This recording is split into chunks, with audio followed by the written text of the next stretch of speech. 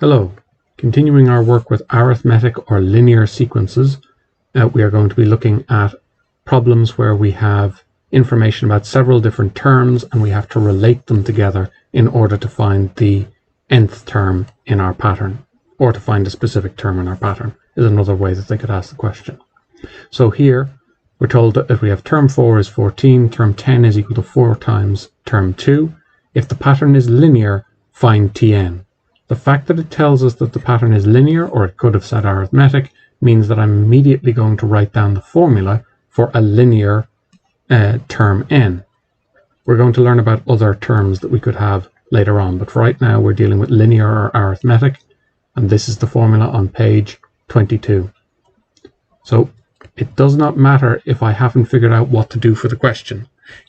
In an exam, if I see linear or arithmetic and I see I'm talking about Tn, I'm going to write down this formula and then see if I can sub anything into it.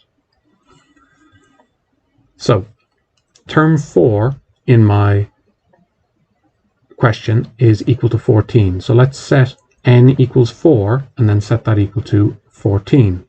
So T4, n is 4, is going to be a plus 4 minus 1 on d. That's going to be equal to 14. Now I've got an equation with two unknowns in it. I'm not sure yet, but I suspect I'm going to be doing simultaneous equations. So I have an equation with two unknowns, so I probably have simultaneous equations I have to deal with. Now let's try T10 is equal to 4 times T2. You can do this out as two separate pieces and then put them into this equation if you like, or you can write down this as we have here. So T10 would be sub in 10 anywhere there's an n in my equation. So I have a plus 10 minus 1 on d is equal to 4 times, n is 2 here, so a plus 2 minus 1 on d. So let's tidy this up. I end up with a plus 9d is equal to 4 on a plus d. A plus 9d is equal to 4a plus 4d. Now let's rearrange this. I'm now certain that I have simultaneous equations because I have two equations in a and d. So I'm going to do simultaneous equations to find the value of a and d, which is what I need to get Tn. So when I do that, I'm going to rearrange. You can rearrange whichever way you prefer. I'm going to get everything over on one side so that it's easier to do my simultaneous equations. So I end up with 3a minus 5d is equal to 0. I could also do this simultaneous equation by substitution because I have something equals 0 here, but in general it's easier to do these by subtraction. So I'm going to go and call this equation 1, and I'm going to call this equation 2, and I see I want to get one of my letters to sum to 0 when I add these two equations together, and I see that I have, if I take 3 times equation 1 and subtract away equation 2, I'm going to end up with my a's summing to 0, and I'll end up with an equation only in d. So let's do that, and I'm going to write down for myself what it is I'm doing. I'm going to have 3 times equation 1, and I'm going to subtract away equation 2. So I have 3 times equation 1 is going to be 3a plus 9d is equal to 42, and minus 3a plus 5d is equal to 0. When I add these two equations together, I'm going to get 14d is equal to 42. Divide both sides by 14 to get d.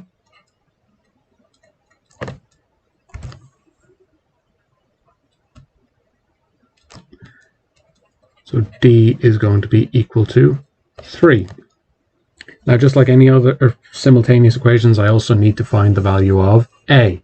So I look at my two equations, and it's nicer for me to get the value of a using my equation 1.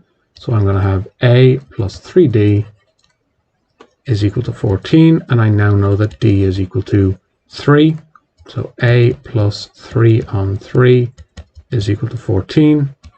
A plus 9 is equal to 14. Subtracting 9 from both sides, a is equal to 5.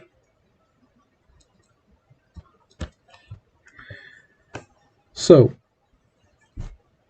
and I know that Tn is equal to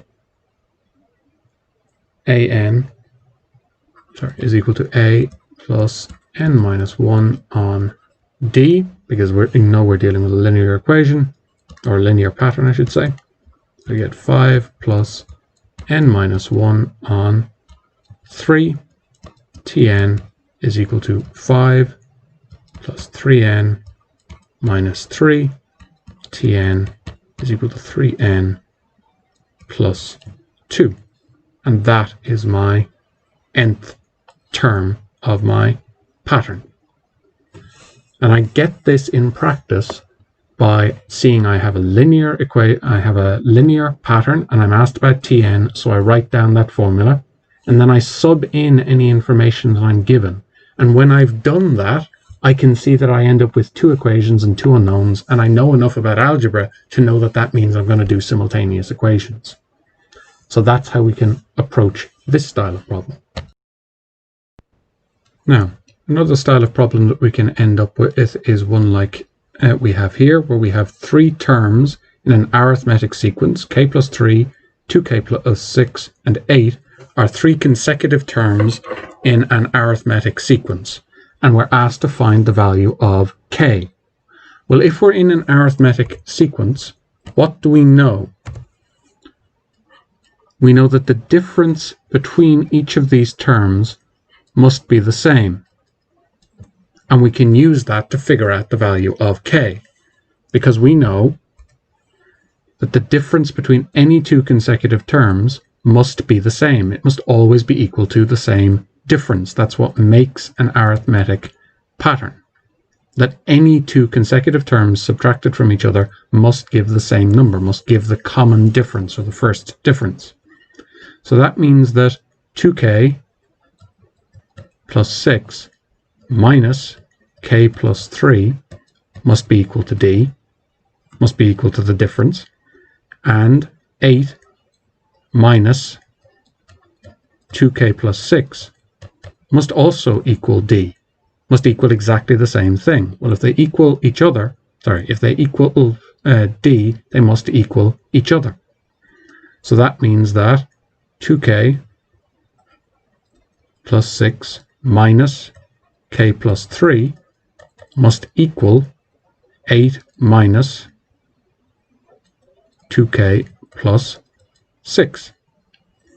So let's work that. We now have an equation that only has k's in it, so we can solve that in order to find the value of k. So if we multiply that out a little bit, we get 2k plus 6 minus k minus 3 is equal to 8 minus 2k minus 6. Adding up like terms, I have k's here, pure numbers here, and I have two numbers here that I can add up on the other side of the equal sign. So simplifying all of that, I get k plus 3 is equal to minus 2k plus 2. So if I add 2k to both sides to get k on the left, and minus 3 from here because I don't want any pure numbers on the left, so I end up with 3k is equal to minus 1. Divide both sides by 3. K is equal to minus a third.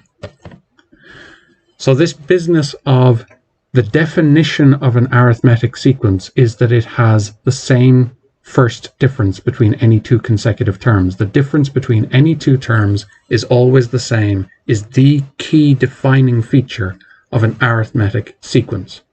And it can come up in a fairly complicated form like this, or it can come up as trying to get our differences in more straightforward type questions. But this is the key feature of an arithmetic pattern, that the difference between any two consecutive terms is always the same, is always equal to d, where d is a constant. And if we can keep that, then we can handle anything they ask us in arithmetic sequences.